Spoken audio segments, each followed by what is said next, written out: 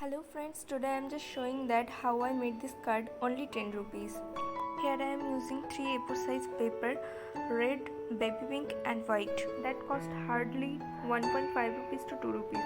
And the glitter sheet is optional, so the card definitely made under 10 rupees.